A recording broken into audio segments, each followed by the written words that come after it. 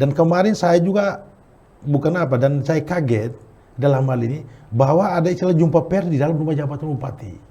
Nah itu pada siang hari. Nah ini yang saya rasanya sedikit atau sedikit kaget dan menyesal itu seperti saya.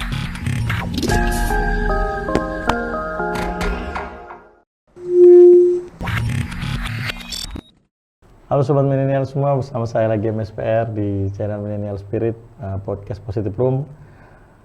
Edisi kali ini mungkin saya akan ngobrol-ngobrol dengan orang yang bisa mengatur seisi rumah tangga dinas pemerintah Kabupaten ND tentunya, yang saya dengar di media online baru-baru kemarin, bukan dengar sih, membaca di salah satu media online kemarin terkait ada berita yang memang sedikit mengganggu mengganggu kinerja daripada posisi Pak Kabak Umum Kabak Umum Pemerintah Kabupaten Daerah Tingkat 2 ND. Makanya malam ini saya coba sedikit berdiskusi berbincang-bincang dengan abang saya atau om saya, Pak Ibrahim, selaku Kabak Umum dari Pemerintah Kabupaten Dati 2 ND.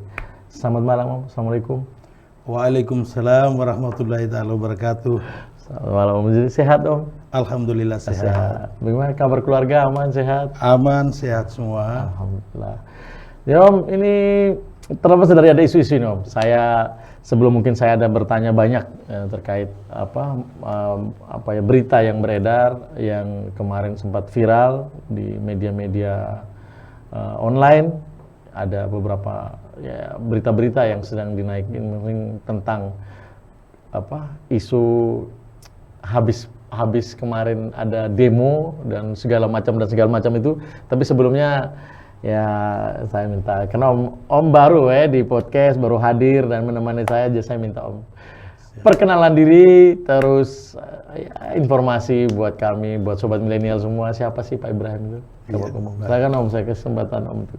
Baik, terima kasih banyak atas kesempatan yang diberikan. Pertama-tama saya mengenalkan diri saya, yaitu nama Ibrahim. Sudah berkeluarga, anak 3. Ya, anak 3. Dan sebelum saya di Kabak Umum, dalam hal ini, pertama tugas saya itu di Dinas Perhubungan.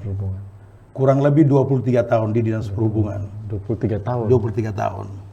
Dan saya juga baru di Kepala Bagian Umum ini, ya baru kurang lebih 2 tahun.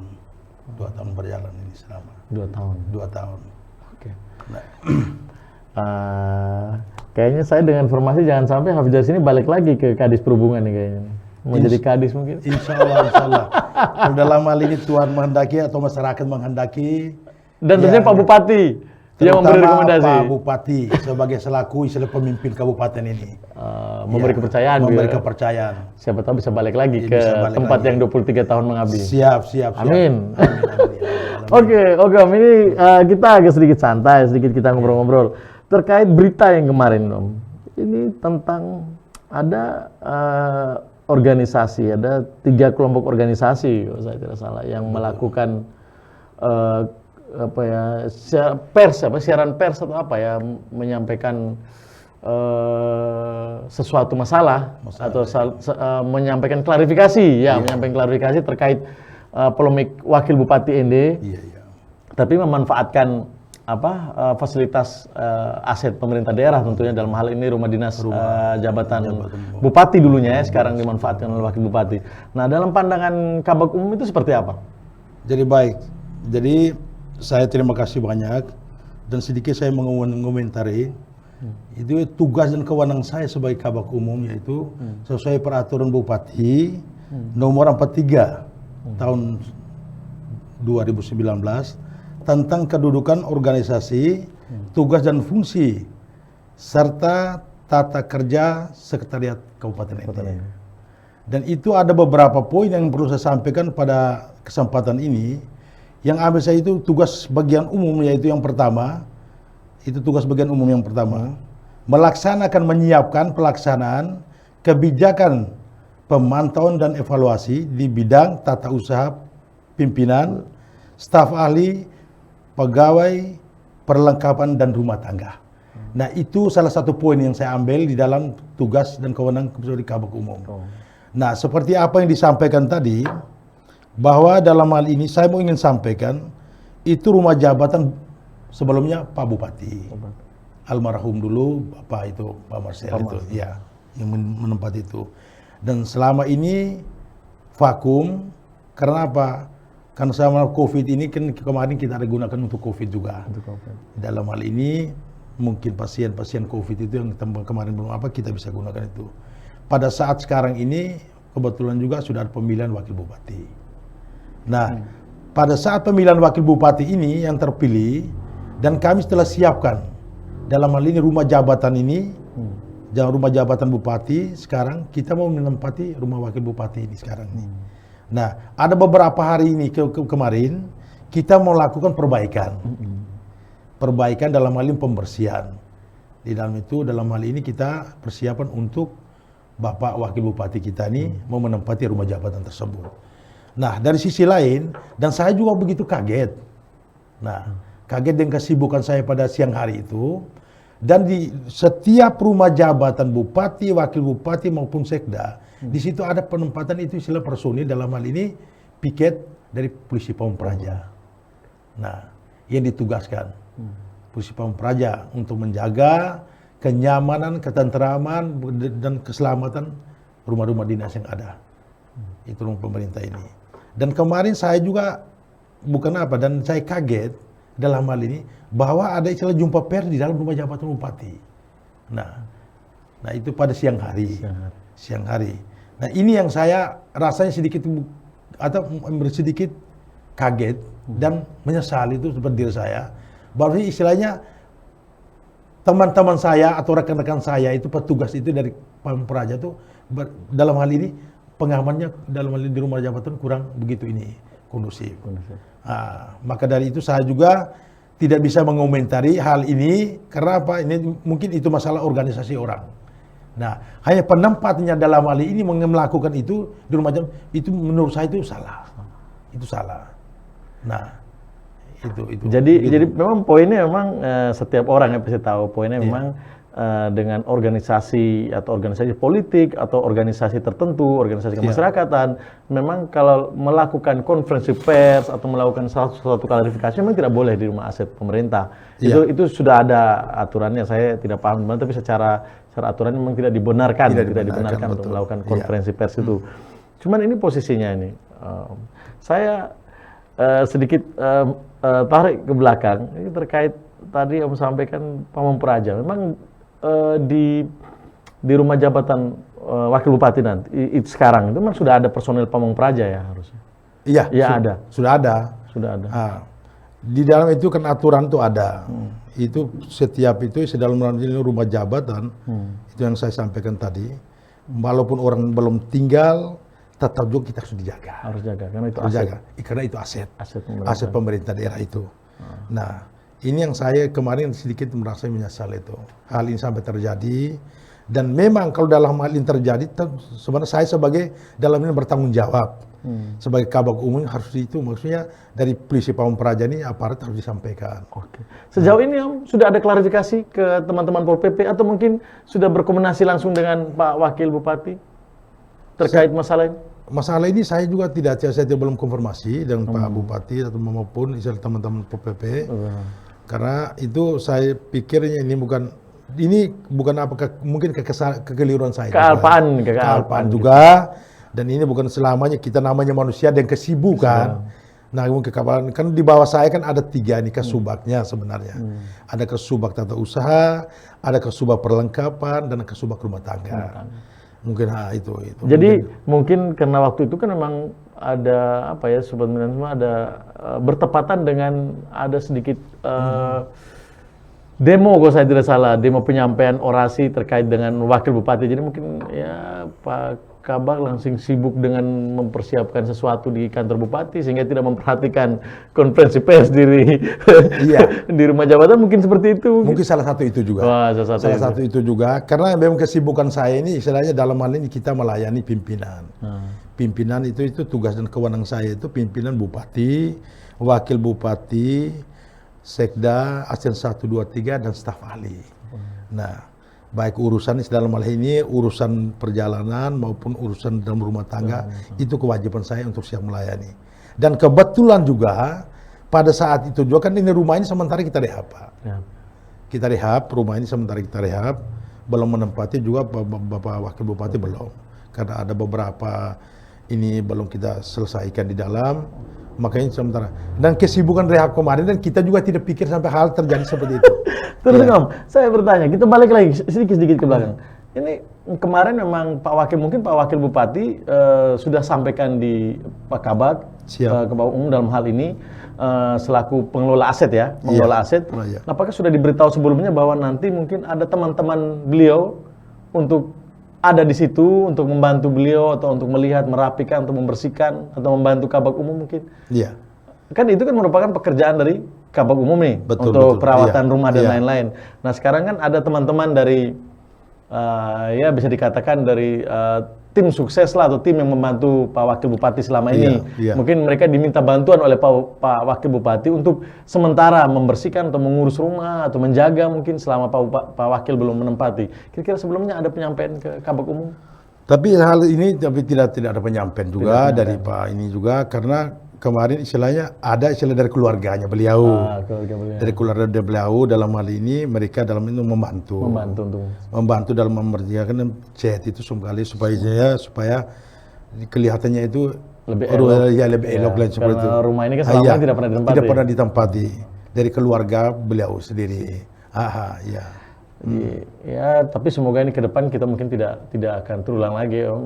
Mungkin dengan media ini juga saya minta nanti Pak Kabag bisa menyampaikan ke masyarakat secara luas atau secara umum tentunya, khususnya kita di masyarakat kabupaten, untuk memberitahu bahwa aset-aset pemerintah seperti rumah jabatan dan lain-lain tidak bisa dipakai untuk fasilitas umum selain pemilik rumah dalam hal ini Pak Bupati atau Pak Wakil Bupati untuk melakukan konferensi pers atau penyampaian. Terus ini Pak Kabag, saya sedikit tanya lagi. Kayaknya Pak Bupati tidak mau tempati rumah yang sekarang ditempati oleh Pak Wakil Bupati. Bukan dalam hal ini tidak mau, beliau tidak mau, bukan sebenarnya mau. Sudah nyaman di bawah. Karena begini, dari awal tuh beliau kan sudah tempat pertama di bawah. Nyaman lah. Merasa nyaman, beliau rasa nyaman. Nah itu makanya beliau mengambil suatu keputusan, menyampaikan hal ini, bahwa sama saya tinggal di Eltara juga sama seperti saya tinggal di Jalan Soekarno ini. Nah seperti itu. Ya. Jadi ini ya Sobat Milenial, supaya jangan sampai salah persepsi, ternyata kan Pak Bupati lebih nyaman untuk tinggal di rumah di Jalan Soekarno karena beliau pertama jadi wakil memang di situ. Kalau untuk pindah-pindah dan segala macam lagi, menurut beliau sama saja di Altari dengan di Soekarno sama saja. Yang penting ini tidak menjadikan beliau tidak bersemangat, kan tidak mungkin ya. Jadi semangat, jadi beliau supaya tetap bagaimana memperjuangkan untuk kemajuan Kabupaten Ende. Iya. Terus Bang Kabag, ini terkait urusan rumah tangga dan lain-lain. Kira-kira selain di rumah jabatan, aset-aset yang penting yang selama ini menjadi prioritas Pak Kabag untuk kerja itu apa-apa saja?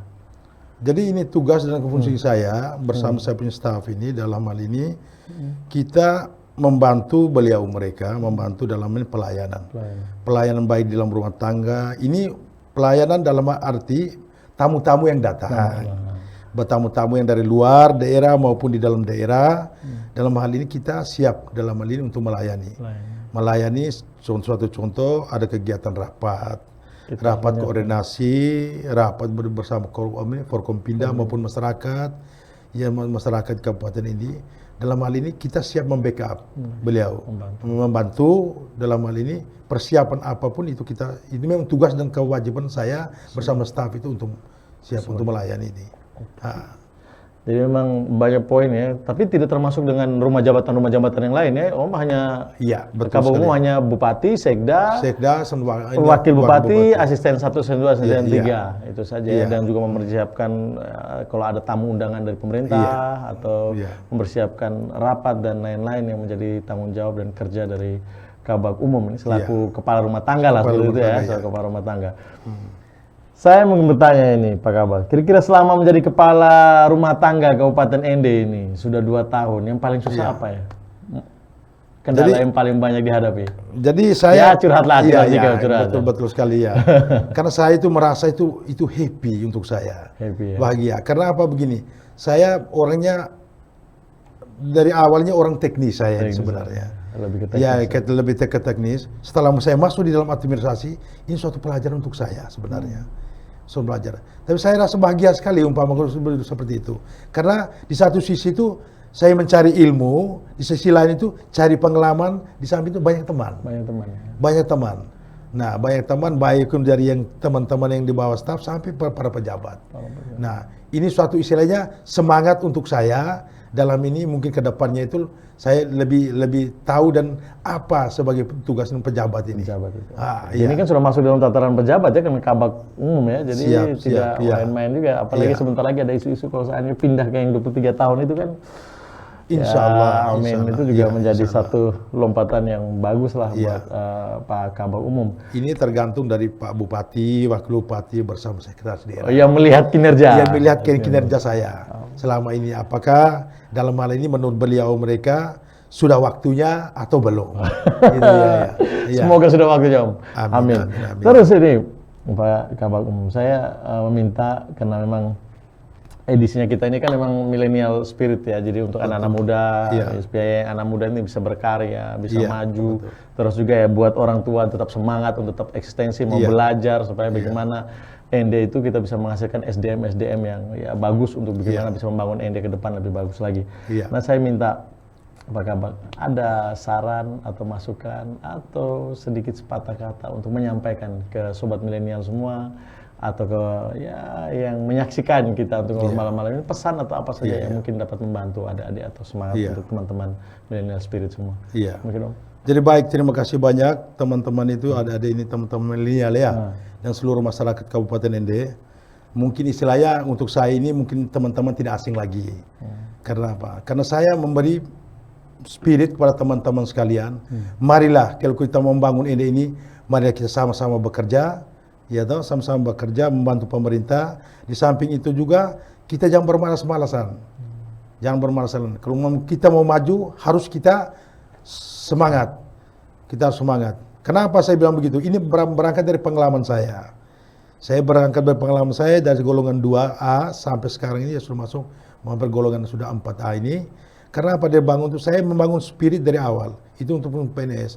Dan saya mengajak para teman-teman dan masyarakat sekalian. Dan ini kita jangan berhenti. Kalau kita mau hidup, mau baik, ND mau maju dari kita dan untuk kita. Dan untuk kita. Mungkin itu saja. Oke. Jadi sobat milenial semua tadi sudah ada pesan-pesan nih, kalau ND mau maju, ya bagaimana kita harus jangan malas, kita harus bagaimana berusaha karena memang ND ada untuk kita semua yang bisa menikmati kehidupan dan kenyamanan, kedamaian dan apa saja yang bisa kita hasilkan dan kita bisa kreasikan untuk bagaimana bisa Kabupaten ND bisa maju lebih baik ke depan. Dan sobat milenial semua mungkin edisi ngobrol-ngobrol saya dengan Pak Kabak Umum, saya rasa banyak poin ya yang sudah disampaikan, mungkin terkait informasi, ini sudah ada sedikit penjelasan, ya dari Pak Kabak Umum sudah menyampaikan Bapak ini kealpaan, karena memang posisi waktu itu dengan kegiatan-kegiatan lain yang memang mendesak kita tidak tahu ada konferensi pers, dan juga sudah berkoordinasi dengan teman-teman di Satpol PP selaku penanggung jawab keamanan di aset-aset penting pemerintah daerah. Dan ini menjadi urusan bersama dan mungkin akan diperbaiki di kemudian hari. Dan juga tadi ada penyampaian juga dari Pak Kabak Umum, kalau ada organisasi atau yang lain-lain memanfaatkan untuk konferensi pers, hendaknya bisa berkoordinasi dulu supaya bisa disiapkan dan juga bisa diarahkan ke tempat-tempat yang lebih baik. Sobat milenial, demikian bincang-bincang saya, ngobrol-ngobrol saya dengan Pak Kabak Umum yang semoga sebentar lagi akan pindah ke yang 23 tahun. Amin. Jika dapat memberi sesuatu yang baik atau sesuatu yang yang bisa memberi bermanfaat untuk masyarakat Kabupaten ND dan menjadi salah satu contoh untuk kita yang muda-muda untuk bagaimana bisa berusaha bekerja dan pastinya jangan malas-malasan. Kebahagiaan tidak diciptakan dari sesuatu yang mudah. Kemana ate tahun Om, salam spirit. Salam.